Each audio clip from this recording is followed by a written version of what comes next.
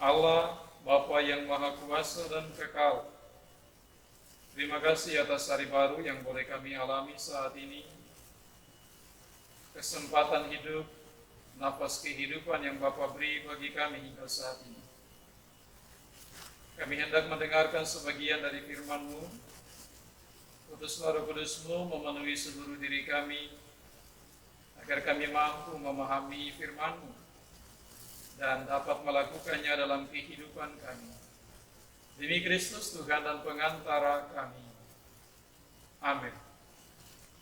Tuhan bersamamu dan bersama roh-Mu. Inilah Injil suci menurut Lukas, dimuliakanlah Tuhan. Bab 1 ayat 57 sampai dengan 66. Kemudian genaplah bulannya bagi Elizabeth untuk bersalin, dan ia pun melahirkan seorang anak laki-laki. Ketika tetangga-tetangganya serta sanak saudaranya mendengar bahwa Tuhan telah menunjukkan rahmat-Nya yang begitu besar kepadanya, bersukacitalah mereka bersama-sama dengan dia.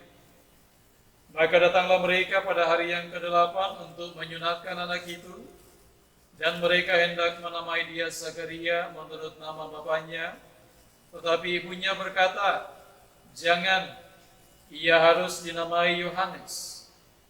Kata mereka kepadanya, "Tidak ada di antara sanak saudaramu yang bernama demikian."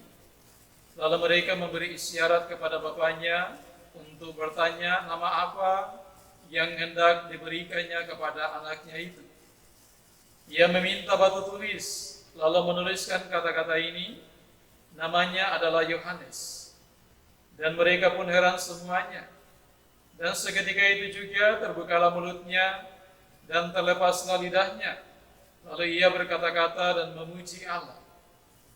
Maka ketakutanlah semua orang yang tinggal di sekitarnya. Dan segala peristiwa itu menjadi buah tutur di seluruh pegunungan Yudea. Dan semua orang yang mendengarnya merenungkannya dan berkata, "Menjadi apakah anak ini nanti? Sebab tangan Tuhan menyertai dia." Demikianlah sabda Tuhan. Terpujilah Kristus. Saudara dan saudari sekalian yang dikasihi Tuhan, setiap orang menghendaki hidup yang penuh kasih, sukacita, damai sejahtera, kegembiraan, dan kebahagiaan. Apalagi dalam keluarga, suasana sukacita itu akan semakin terasa dengan hadirnya buah kasih, yaitu anak. Mungkin bagi sebagian keluarga, kehadiran anak hanya menambah beban hidup.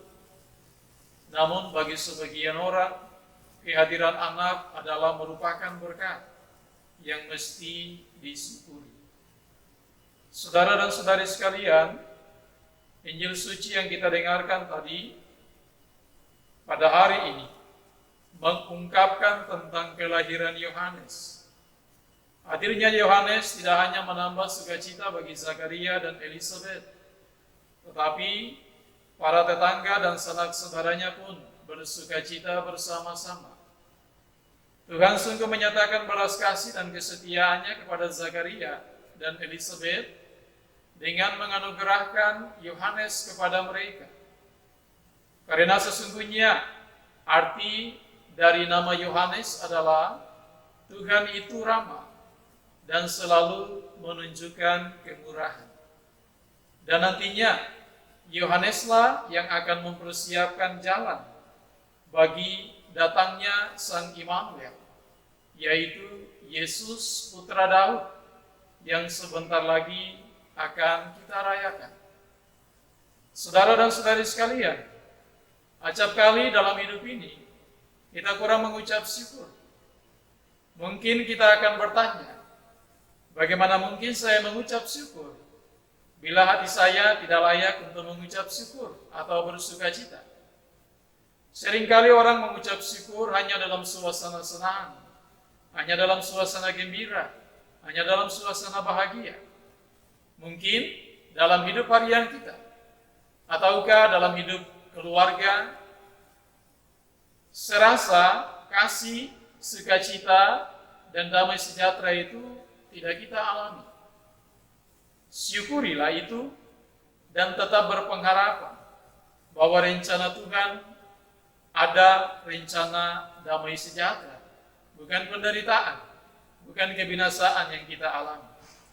Tuhan selalu menawarkan pendampingan bagi setiap orang. Sejauh mana kita menjawab tawaran pendampingan Tuhan dengan tetap mengandalkan Dia dalam segala situasi hidup kita.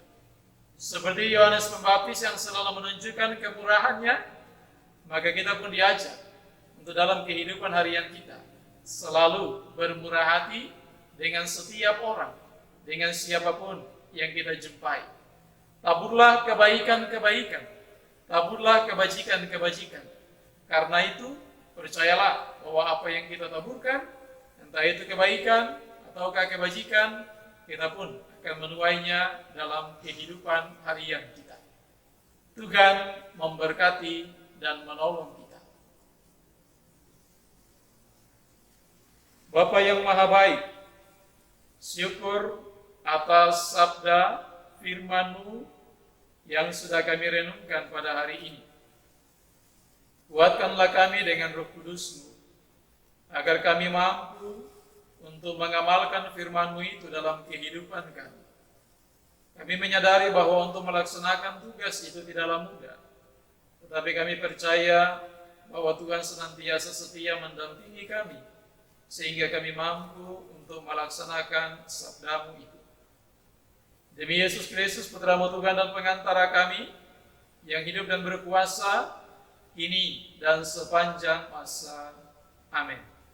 Tuhan bersamamu dan bersama Roh-Mu. Semoga Allah yang Maha Kuasa memberkati saudara-saudari sekalian, keluarga saudara-saudari sekalian, Bapa dan Putra dan Roh Kudus. Amin.